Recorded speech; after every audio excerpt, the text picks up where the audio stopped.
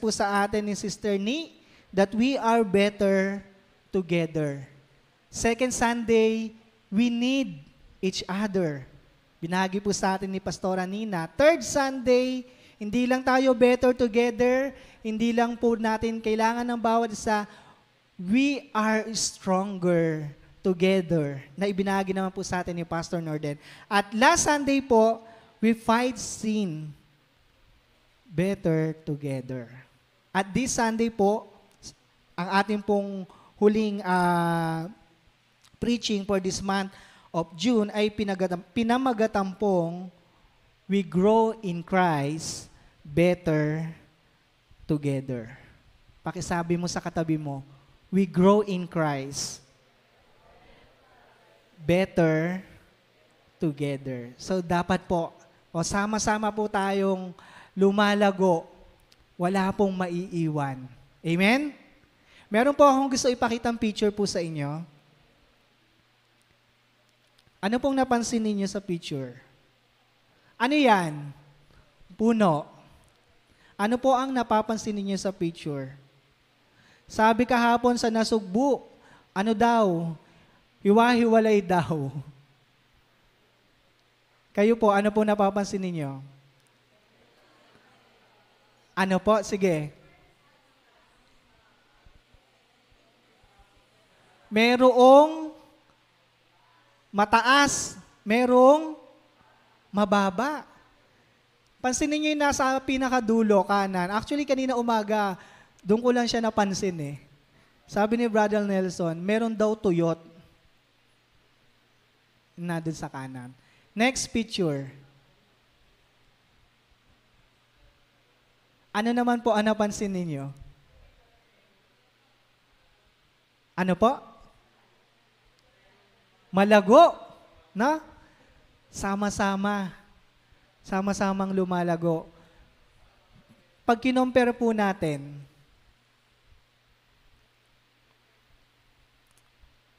ano po ang mas magandang tignan?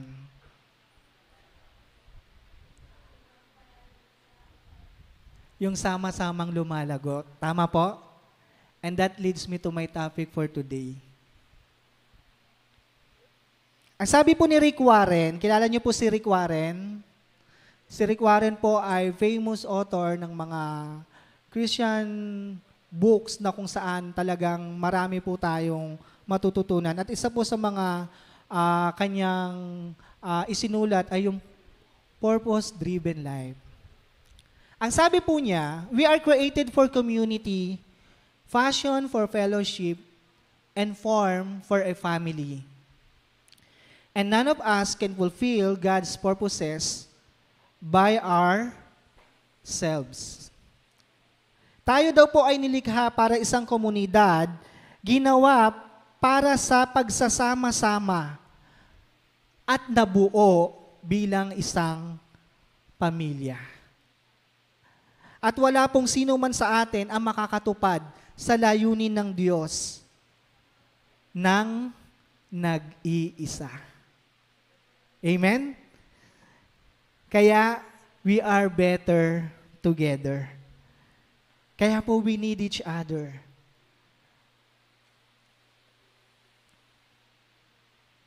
We need to grow Christ together. Pwede po ba tayong lahat ay tumayo? At basahin po natin ang Ephesians chapter 4, verse 15 to 13. Sabay-sabay po. Dito na lamang po sa screen.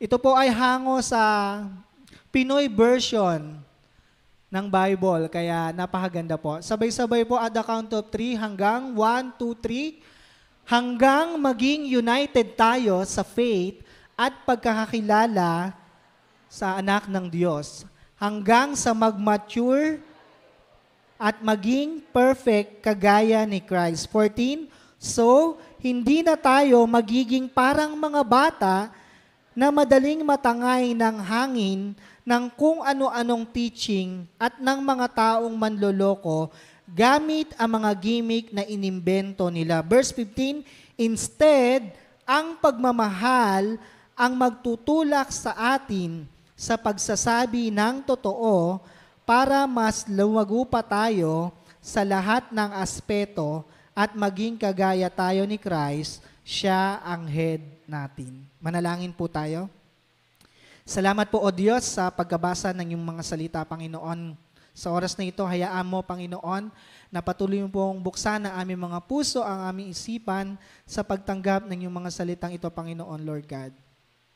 Itago mo po ako, Panginoon, sa iyong banal na likuran at pahiran mo ng iyong banal na langis sa aking labi upang bawat salita na lalabas dito ay maging pagpapala sa makakapakinig, Panginoon. Salamat po sa pangalan ni Jesus. Amen. Tayo po ay makakaupo na. Dinisign po tayo ng Diyos, hindi lamang po para maging kung ano tayo ngayon. Dinisign po tayo ng Diyos, ang design ng Diyos sa atin para po tayo ay lumago. Kaya nga po, we need to grow in Christ together. Ano nga ba ang ibig sabihin ng growing together in Christ? Number 1 po, ito po ay call for spiritual o qualitative growth. Growing together in Christ means meron po tayo dapat na bunga o lumalago, nagkakaroon tayo ng mga bunga ng banal na spirito na binanggit po sa Bible. At ano-ano po yung mga bunga ng banal na spirito o yung fruit of the Holy Spirit? We have the love, joy, peace, kindness, patience, goodness, gentleness, at kung ano-ano pa. Kapag po yung bunga po na yon ay nasa sa atin, we are growing. Lumalago po tayo. And we seek to focus on building togetherness. Hindi na lamang po yung sarili mo ang iniisip mo, kundi iniisip mo rin yung ibang tao. It is not only a sign of life, but also a sign of progress. Growing together in Christ means may progress, meaning may asenso, nagle-level up. Kung dati, bago ka mananampalataya, member ka lang ng church na ito, habang tumatagal, nag-i-involve ka sa ministry. So may progress, lume-level up yung iyong service, paglilingkod mo sa Panginoon. And yung pang-apat po, and I want to focus on this, it is a noticeable change. Tangible change, easy to be recognized and realized. Ang paglago po sa Panginoon ay nangangailangan ng pagbabago. At hindi lamang, take note, hindi lamang po pagbabago, kundi tangible change, easy to be recognized and realized. Ano pong ibig sabihin yan? Kung dati, palagi kang nakasimangot, paglabas mo pa lang ng bahay, habang tumatagal, manonotice ka ng kapitbahay mo, paglabas mo ng bahay, nakangiti ka na. Wow! Ano kayang nangyari sa taong ito? Parang may something. Napapansin po. There is a noticeable change that is easy to be recognized. Kung dati, nahihiya ka, natatakot ka, na manalangin, mag-lead ka ng prayer. Kapag lumalago ka sa Panginoon, hindi na. Minsan, ikaw na mismo yung nag-volunteer. Kung dati matampuhin ka, ngayon hindi na. Iba na. It is a deliberate effort to remain together and grow together. And it is an effort to focus on the group in order to achieve a common purpose for all. Sa ating pong verse na nabanggit kanina o binasa kanina, ay meron po tayong 4 na bagay na gusto ko pong i-point sa inyo na, dapat po nating maunawaan about growing. Four main points about growing. In verse 13, number 1, ang sabi po diyan, growing through unity. Lumalago tayo kung tayo po ay nagkakaisa. Ang sabi ng verse 13, hanggang maging united tayo sa church at pagkilala sa anak ng Diyos. Growing through unity. Bawat isa po sa atin ay kinakailangan na nagkakaisa po tayo. Hindi pwedeng watak-watak o iba-iba ang ating prinsipyo o ang ating paniniwala sa Diyos. At higit sa lahat, hindi po pwedeng kanya-kanya. Naalala ko po yung example ni Pastor Norden about sa walis. Kapag yung walis, tinanggal mo, yung mag-isa lang, magpa-function po ba siya? Hindi, di ba? Kailangan, dapat united siya. Nagkakaisa yung walis na sama-sama para siya ay mag-function. Kasi pag mag-isa lang siya, hindi siya magpa-function. So we need to unite each other.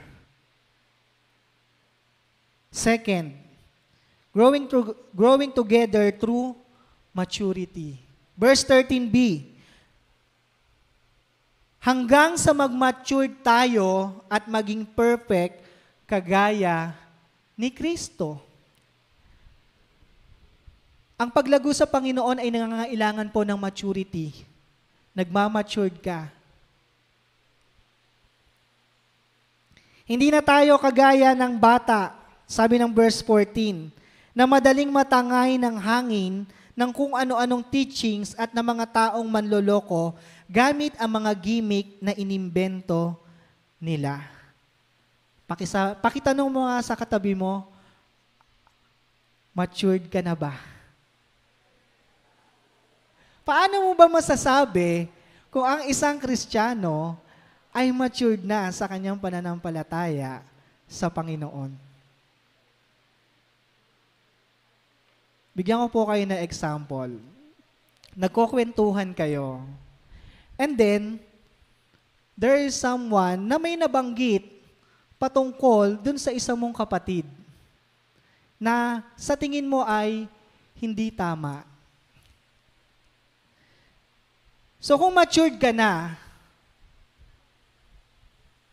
hindi ka na lang baka na ang sasabihin mo na lang ay, oo nga, o nga, o nga.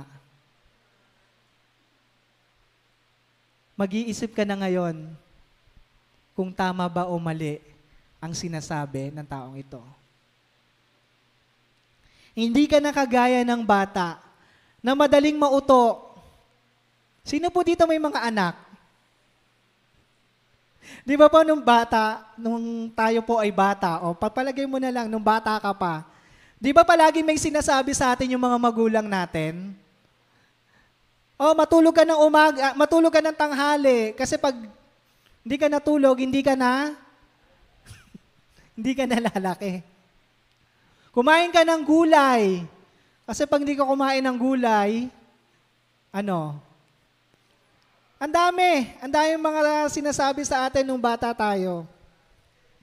Tayo naman, sunod naman tayo ng sunod.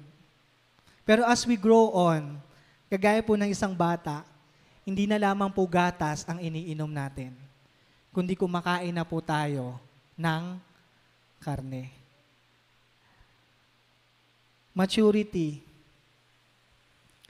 Kagaya po ng isang bata, hindi niya alam kung ano yung gusto niyang gawin, yun lang ang gagawin niya. Hindi niya alam kung mayroong nag-aadyang panganib dun sa gusto niyang gawin o iniisip niya. Example na lang, may napanood po ako sa Facebook na isang video ng isang bata at magulang na nasa mall.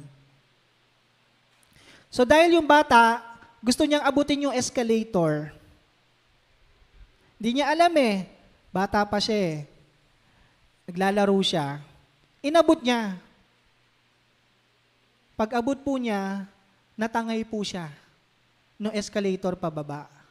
At ang nakakalungkot po, na out of balance po yung bata. Nalaglag po dun sa baba.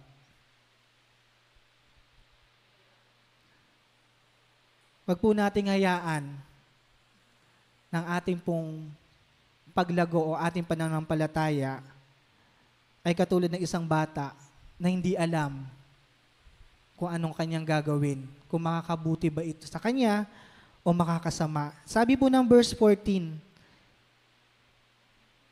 hindi na tayo magiging parang mga bata na madaling matangay ng hangin, na kung ano yung sabihin, paniniwalaan natin. We need to mature. Kailangan po nating mag-mature. Kapag may sinabi sa'yo, evaluate mo muna. Tama ba o mali? That's a sign of maturity. Number 3, growing through speaking the truth in love. Ang pagmamahal ang magtutulak sa atin sa pagsasabi ng totoo para mas lalong lumago pa tayo sa lahat ng aspeto at maging kagaya tayo ni Kristo dahil siya ang head natin. We grow in Christ through speaking the truth in love. Minsan kasi, ang hirap magsabi ng totoo. Bakit? Kasi iniisip natin, baka masaktan natin siya, baka makasakit tayo. Pero ang sabi ng Biblia, open rebuke is better than secret love. You speak the truth in love. Pag alam mo na ang kapatid mo ay nalalagay na o nakikita mo na napapalayo na sa Diyos, kausapin mo. Speak the truth in love, nang may pagmamahal. Hindi mo kailangang i-condemn. Just speak the truth in love. Sa ganoong paraan, tayo po ay lumalago sa ating pananampalataya sa Panginoon. And number 4, growing through building up one another. Verse 16, dahil kay Kristo nagsama-sama ang bawat parte ng buong katawan at connected ang mga ito sa isa't isa sa tulong ng mga joints. So, kung maayos ang kondisyon ng bawat parte, lumalaki at tumitibay ang katawan dahil may pagmamahalan. Building up one another. Tayo po ay iisang bahagi ng katawan ng ating Panginoong Hesus. Hindi po pwedeng sabihin ng kamay sa paa, hindi kita kailangan. O ng tainga sa mata, hindi kita kailangan. At higit sa lahat, kung may nasasaktan na isa, nasasaktan ang lahat. That's why we need to build up one another. Building up one another is we care for each other. Binibuild up natin siya. Sama-sama. Together.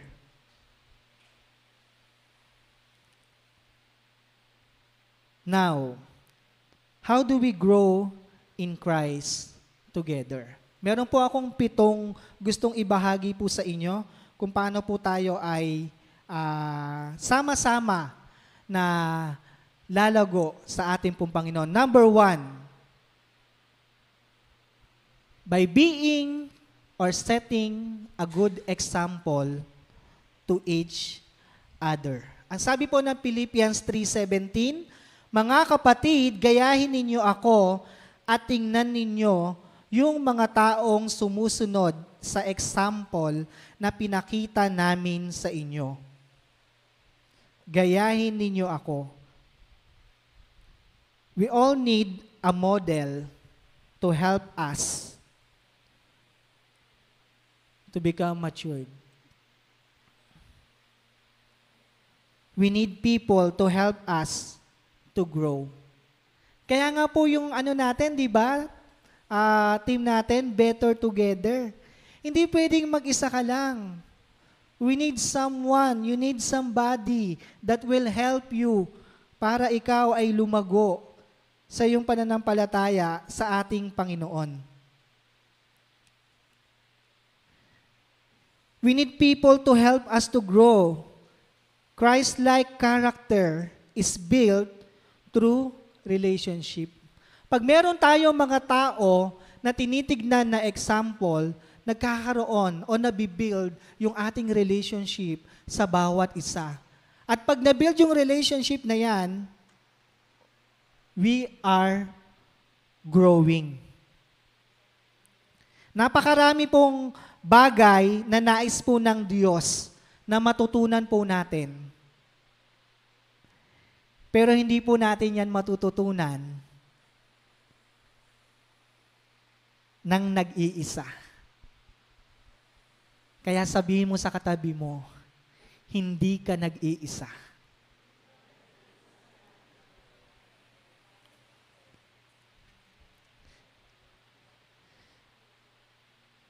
Many things God wants us to learn about life.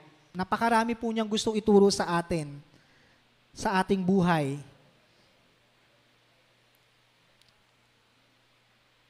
Na hindi po natin matututunan sa sarili lamang po natin. Kaya nga po, kinakailangan po natin ng model. Kinakailangan po natin ng someone that can guide us, can teach us to grow. We need a mentor.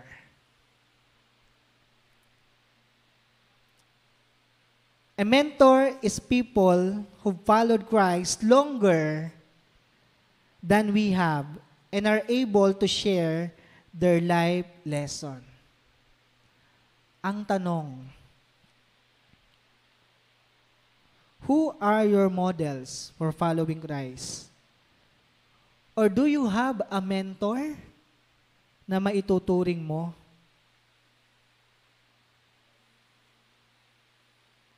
We need a mentor. I am personally thankful sa Panginoon, sa aking mentor, nung nagsisimula pa lang ako dito, at sa mentor ko po ngayon, Pastor Norden and Sister Lea Guevara, nung kami po ay nasa D4, napakarami pong mga bagay po na natutunan po ko personally at ng aking asawa, na sila po ay naging modelo para po sa amin and the reason why we grow. At kay Pastora Nina po, na siyang gumagabay po sa amin. Kasi a mentor is someone that will help you and sometimes will correct you kapag may mali ka ng nagagawa.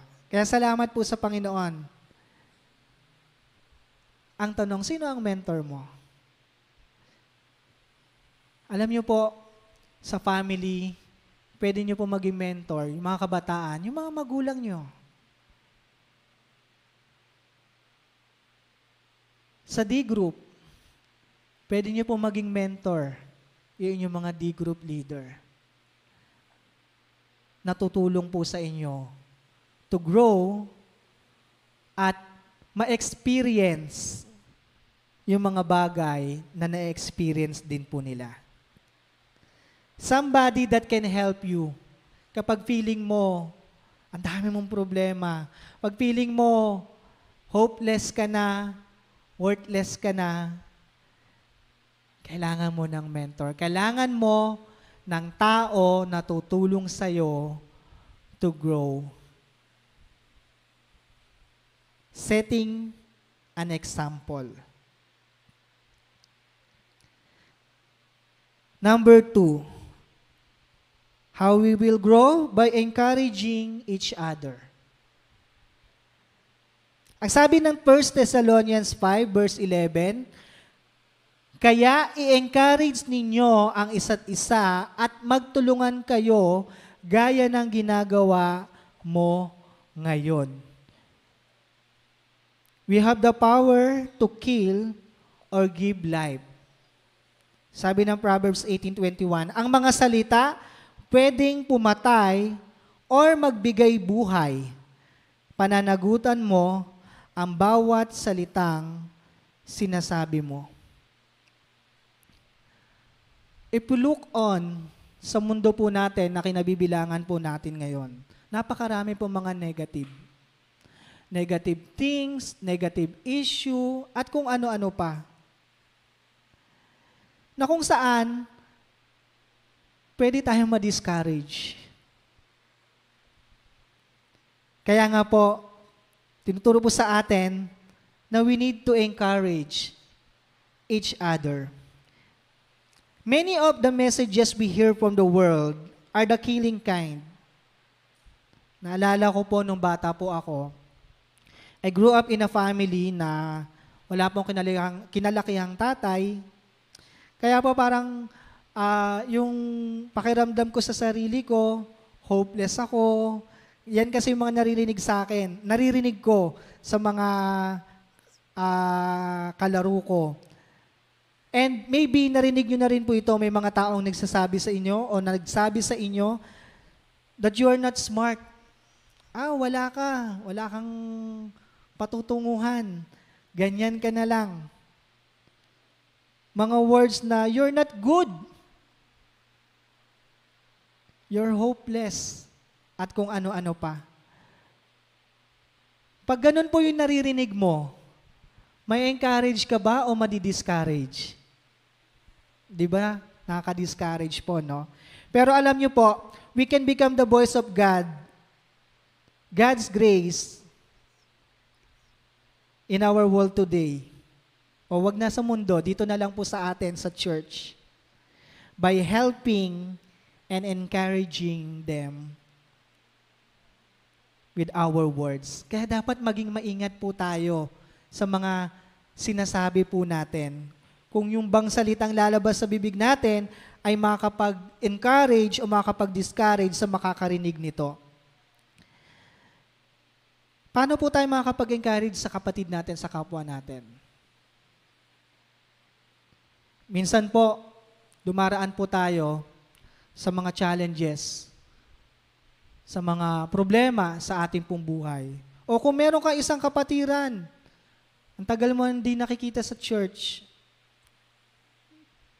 encourage them.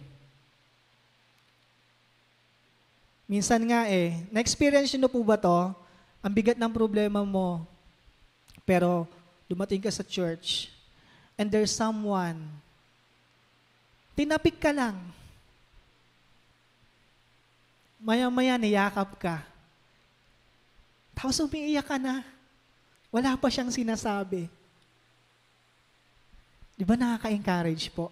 How much more kung ganito yung maririnig niya sa'yo? You are matter to me. Kasi feeling niya, sa dami ng problema niya, hopeless na siya, wala na siyang halaga. Pero in-encourage mo siya, you're matter to me. Your life counts and has a purpose. God loves you. He cares for you. And you are incredibly valuable to Him. Alam niyo, ilang beses ko na po yung naranasan. Na every time, by encouraging, minsan hindi nga lang sa pagsasalita Yung kagaya example ko, tinapik ka lang, niyakap ka lang, hindi naman niya alam niya may problema ka. Tapos maya-maya, iiyak ka na. Kasi na-encourage ka.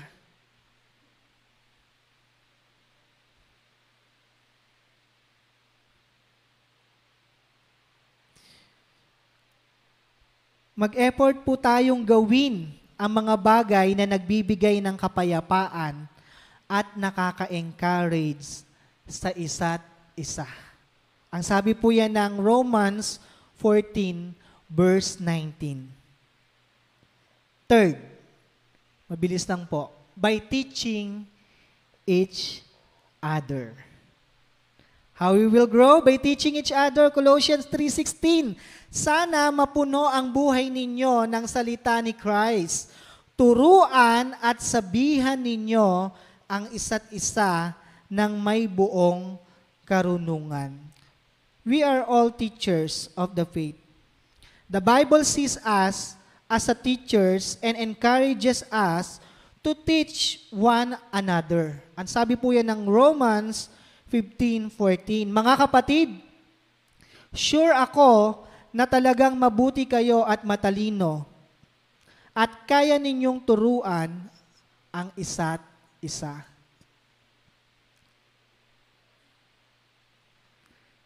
Teaching each other. Hindi pwedeng ikaw lang yung magaling. Amen? Dapat, kung ano yung meron ka, tinuturo mo rin sa iba para sila din ay natututo at lumalago. Hindi pwedeng ikaw lang ng ikaw. Amen? Can I hear amen? Number 4, by warning each other. How we will grow? Hebrew 3 verse 13, kaya araw-araw ninyong pagsabihan ang isa't isa habang tinatawag pang ngayon ang time natin, para hindi maloko ng kasalanan ang kahit sino sa inyo at hindi tumigas ang ulo. Magpaalalahanan po tayo sa bawat isa. Kung meron po tayong kapatid o may nakikita kang kapatid mo na naliligaw ng landas o sa tingin mo mali ang ginagawa, huwag kang matakot na paalalahanan. Minsan kasi nagwo-worry tayo na baka masaktan natin, baka magalit sa atin. No. Hindi po tayo lalago kapag ganun po yung ating heart. Dapat po, remind each other. Let's warn each other. If you care, you share. It's none of my business is not a Christian phrase. Hindi po pwede nating sabihin, it's none of my business. Bahala siya. Buhay niya yan eh. Gusto niya yan. It's our business. Habang tayo po ay lumalago sa Panginoon, ay natututunan po natin na paalalahanan ang bawat isa. At vice versa, tayo din po ay napapaalalahanan din po kapag mali na po yung ating mga nagagawa. Kagaya po ng sabi ng Proverbs 27 verse 17, just as iron sharpens iron, we are to push each other toward Christ-like behavior and protect one another from failing in our faith. Kapag pinapaalalahanan, nagpapaalalahanan po tayo sa bawat isa, napoprotektahan din po natin ang bawat isa. Ang ganda po nung sharing kanina, nung first service po ni Kuya Honorio. I-share ko lang po. Kapag daw po hindi na po siya nakaka-attend ng church, dumarating po si brother sa tour at siya po ay papaalalahanan. At muli, babalik. I-remind lang siya, ganito, ganyan, ganito ka noon, ganyan, ganyan. At ramdam niya yung pagmamahal. Ang sarap. Kaya naman, buong family niya ay nakikita natin dito sa church at patuloy na lumalago sa ating Panginoon. Let's warn each other. We need people in our lives who will love us enough to warn us when necessary. Minsan hindi lang paalalahanan. Minsan kailangang i-correct din. Amen? Kaya wag po tayo magtatampo kapag kinokorek po tayo o pinapaalalahanan po tayo. Kasi doon po tayo lalago. Number 5, by giving preference to each other. Philippians 2:3, huwag kayong maging selfish at huwag kayong magmayabang. Maging humble kayo at ituring ninyo na mas magaling ang ibang tao kesa sa inyo. Huwag daw po tayong maging selfish. Ibig sabihin po, kung ikaw ay leader, bigyan mo din ng chance yung iba na maging leader. Give preference to others. Hindi pwedeng ikaw lang. Ikaw ang magaling, ikaw ang marunong, ikaw, edi ikaw na. Hindi po pwedeng ganon. Sabi nga po, para maging successful na leader ka, masasabi mong successful kang leader if you will raise up another leader. At kung minsan, mas magaling pa sa'yo. Give preference to each other. Minsan kasi, kailangan mo lang i-push. At naniniwala po ako, dinisign tayo ng Diyos, bawat isa po sa atin, may kanya-kanyang talento. Kaya lang, hindi mailabas kasi laging ikaw na lang. Ikaw ang nag-opening prayer, ikaw ang nagpapaawit, ikaw ang nag-share ng Word of God, ikaw pa rin ang closing prayer. E di ikaw na. Paano lalago yung iba? Hindi natin binibigyan ng chance. Let's give them preference. Let others go first. God designed us to get outside of ourselves. Minsan kinakailangan, support lang tayo, nandun lang tayo sa likod. Kasi hindi nila mailabas yung angking talento nila, yung angking galing nila. Kasi ikaw lagi yung nasa front. Naalala ko po sa D-group namin, kapag po opening prayer na, at nag-assign na kami sa kanila, nanginginig na yan. Pero alam nyo po, dahil hindi po kami nagsawa o napagod, naturuan sila, paalalahanan sila, dumating po yung time, sila na po nagbo-volunteer. And take note, pag nag-pray sila, ang lalim. Kailangan lang pala bigyan natin sila ng chance. Sa DBS, pag nagmi-meeting po kami, nung una kami po yung nagli-lead. And then habang tumatagal, nung una hirap na hirap po sila. Hirap na hirap silang gawin. Paano ba to? Hindi nila alam paano sisimulan. Pero hindi po kami nagsawang turuan. Alam niyo po ngayon, grabe. Pag nagdi-DBS po kami, ang lalim ng mga salita and we learn from them. Natututo po kami sa kanila. Giving preference to each other. The Bible tells us to let others go first. Voluntarily placing ourselves in the supportive position on the back of bench. In order to do this, we have to change the way we think. Para po magawa po daw natin ito, kailangan baguhin po natin yung ating pananaw. We must overhaul our perspective, considering others better than ourselves. Let's be humble. Huwag po nating ituring palagi na ating sarili na mas magaling kaysa sa iba. And number 6, by confessing each other. Isa pala sa pwede maging hadlang ng ating paglago sa Panginoon kapag hindi po tayo nagko-confess. James 5:16, kaya ipagtapat ninyo sa isa't isa ang mga kasalanan ninyo, and take note, at ipag-pray ninyo ang isa't isa para gumaling kayo. Mabisa at malaki ang nagagawa ng prayer ng taong matuwid. Confess each other. Hindi po ba napakasarap sa pakiramdam na kapag meron kang maling nagawa, ay nasasabi mo ito sa iba. Sa mga mag-asawa, di ba? May tumawa doon, nakita ko.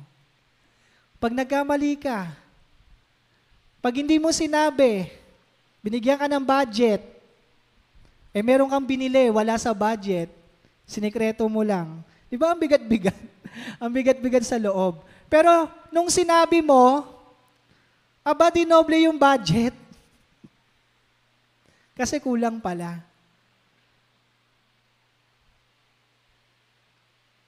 Pag nagkamali ka,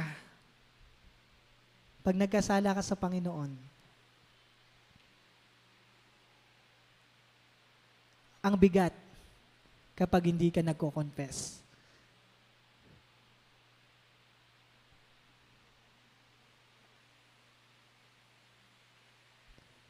Kasi pag kinonfess po natin yan, alam natin na merong mananalangin at nananalangin para sa atin. Mabisa at malaki ang nagagawa ng prayer ng taong matuwid. And lastly po, by forgiving each other. So, magiging hadlang pala ang ng paglago kapag hindi po tayo nagpapatawad o marunong magpatawad.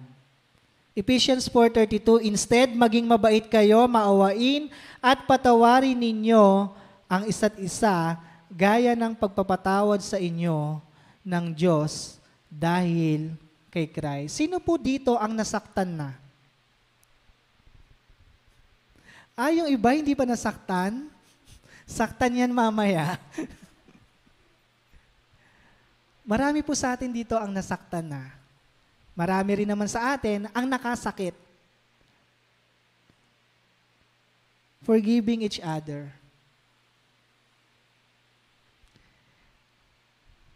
Magiging hadlang po ito sa ating paglago kapag meron pong taong hindi natin mapatawad dahil nakasakit sa atin o hindi rin tayo humingi ng tawad kasi nasaktan natin. Personal testimony ko po dyan. Actually, nabanggit ko po ito kanina sa first service. Hindi ko lang po minention yung pangalan. By this time, kasi wala siya. Pero this time, i-mention ko na po. Sa amin pong grupo, sa D4, nung ako po ay part pa ng D4, meron po kami isang meeting na kung saan ay, alam niyo naman po ako palabiro. Masayahin tao, palabiro. Kaya lang, yung D-group leader ko during that time, si Pastor Norden, may nasabi po siya sa akin na nasaktan ako. I don't know kung maalala pa niya ito. Pero kanina kami ni Kuya Nelson nagkatinginan. Dito pa po yon sa bahay nila dito. Alam niyo po, nasaktan ako dun sa sinabi niya. May sinabi siya. Pero dahil nasaktan ako, hindi na ako nagpaligoy-ligoy pa. Directly, sinabi ko, na-release, di ba? Gumaan yung pakiramdam ko. Leader ko po siya. Pero dahil hindi po mataas ang kanyang pride and ego, alam niyo po ang ginawa niya? Nag-invite po siya ng coffee sa may ano yun? All home. Basta doon sa may Mariano kasama po si Brother Nelson. At alam niyo po, natuto po ako doon. Sobrang natuto po ako doon. As a leader, hindi ka naman perfect. Pwede ka rin magkamali. Pero in that situation, nag-grow po ako.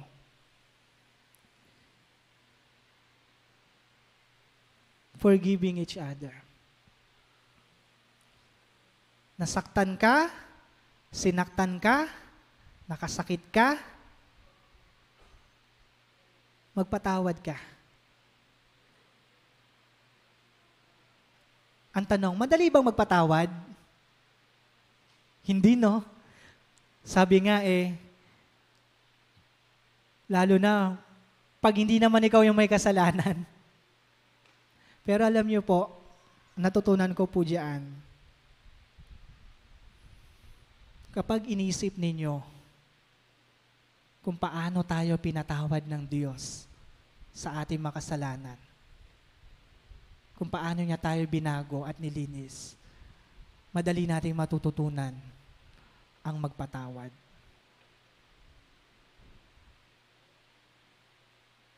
It doesn't matter kung matagal ka na, bago ka pa lang, but if you learn to forgive, you are growing. We are growing together. In conclusion po, para po tayo ay makatupad sa nais ng Diyos, alalahanin po natin ang 4 na bagay. We grow through unity, maturity, speaking the truth in love, and by building up one another. At paano naman tayo lalagong sama-sama? Be a good example. Be an encourager, a good teacher, a caregiver. Be humble. Be a good listener. And lastly, be forgiving. 2008, when I become official member of this church, Christ to the Philippines Signal Village, kasi yun po yung time na kami po ay ikinasal na mag-asawa. Pero dahil uwaw po ako, o nais ko pong makapaglingkod sa ating Panginoon, ay talagang gusto ko mag-grow. Naghahanap po ako ng tao o ng bagay kung papaano po ako mag-grow sa ating pong Panginoon. At nagsimula po ako maging part ng music team as a worship leader. At hindi po ako nakontento doon. Dahil gusto ko pong maglingkod sa Panginoon, mag-serve sa Panginoon. Nagkaroon po kami ng grupo na kung saan doon po kami ay sama-sama together na nagpapanalanginan, nagpapalakasan, at minsan nagko-correct sa bawat isa. At yan po yung group po namin, ang Deeper Group. Sa pangunguna po ni Pastor Norden at ni Sister Leia Guevara. Ang sarap po kapag meron kang kinabibilangan na grupo. Kasi meron kang masasabihan ng problema mo. Minsan, mali ka na pala dahil wala kang kagrupo, wala nagko-correct sa'yo. At dumarating yung time, nagiging stagnant ka na o nagiging immune ka na lang doon sa ginagawa mo. Pero salamat sa Deeper Group, nung kami po ay nagsisimula, sobrang dami po namin na natutunan. And as we grow together, gusto po talaga na maglingkod sa Panginoon. Together with my wife, naging part po kami ng ushering team, ushering ministry. Pero wala po dyan sa picture. As a head of ushering ministry. At doon po nakita po namin, hindi lang dapat kami yung lumalago. Dapat meron ding iba, may ibang tao, dapat yung iba lumalago din. Sama-samang lumalago sa paglilingkod sa Panginoon. Kaya naman, nung kami po ay nirecommend ni Pastor Norden na maging bahagi ng first gen ni Pastora Nina, nakita po namin ang isang mahiyain na babaeng lingkod ng Diyos sa buhay ni Ate Maricar, na kung saan may angking leadership pala siya. Kung hindi po kami nag-step up, wala pong Sister Maricar na head ng ushering ministry ngayon. Palakpakan po natin. Grabe po siya. Grabe yung leadership niya. Bago Sabado pa lang o minsan Friday pa lang, magre-remind na yan sa GC ng usher. Nakita po namin. At ang sarap po sa pakiramdam na hindi lang po kami yung nag-grow. Nung naging part po kami ng first gen, naging ushering ministry head po si Sister Maricar. And take note, part din po yan ng D4 ni Pastor Norden at Sister Leia. Kaya palakpakan naman po natin, Panginoon. Talagang lumalago talaga ang bawat isa. At hindi po doon natapos. Kasi growing together di ba? Nagkaroon po kami ng sarili naming group, second gen. Tinawag po namin na D11. At ayan po sila. Sila po yung kinukwento ko po sa inyo na kung saan sila po ay mga come and see. As in bago. Mga bago pa lang talaga. Pero sabi namin, hindi pwedeng tayo lang yung nag-grow. Dapat sila din. Kaya we see to it na minimit namin sila through our D group meeting. Kung hindi man at may emergency talaga, nagkakamustahan sa bawat isa. Alam niyo po, pag na-build niyo na yung relationship niyo, sa D4 po ninyo, nung una kasi mga mahiyain pa yung mga yan. Pero nung na-build na po yung relationship sa isa't isa, may time magte-text na lang sa akin, bro, kausapin mo nga si ganito, kasi ganyan, ganyan, ganyan, ganyan. Diba? Ang sarap. Sa group, sa D group, there is somebody na makakatulong sa'yo kung nahihirapan ka na. Kasi hindi ka nag-iisa. We are growing together. We see to it na lumalago sila by teaching them, by warning them kapag medyo hindi na namin nakikita, by encouraging them,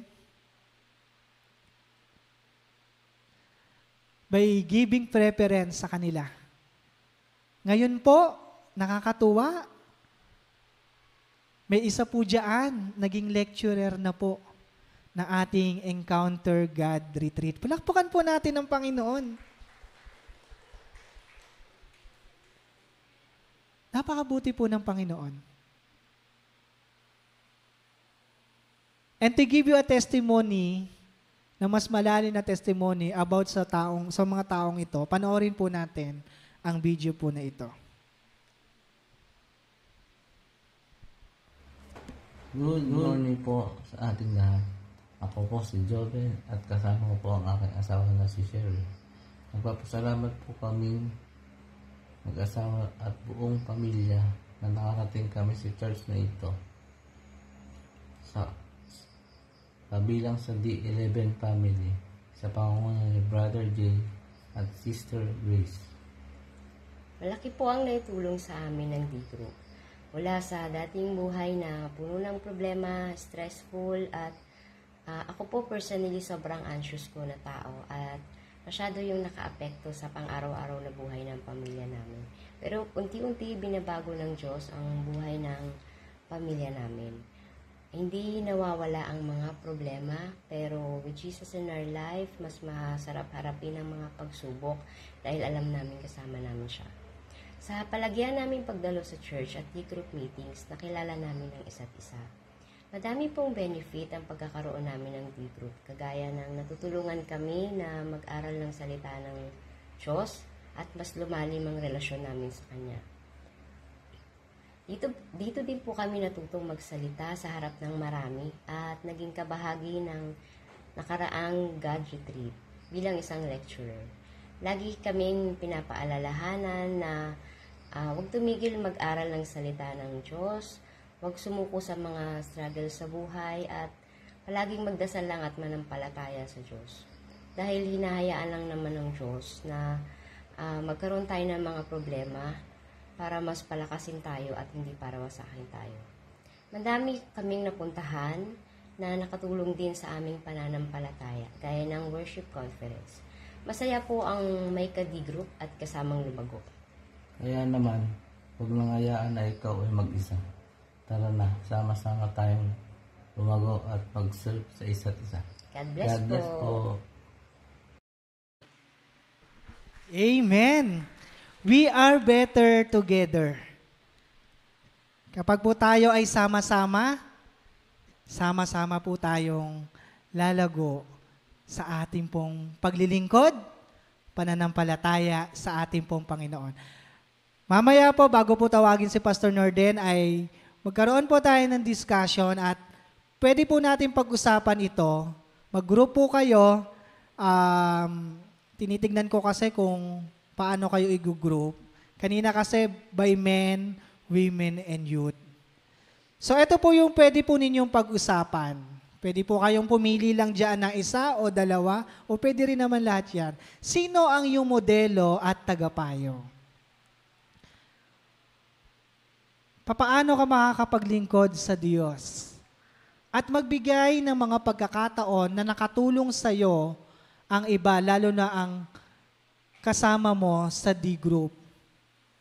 And lastly, ano naman ang iyong gagawin para siguraduhin ang sama-sama ninyong paglago? Siguro mag-group na lang po kayo, 3 to 5 person po, bahala na po kayo.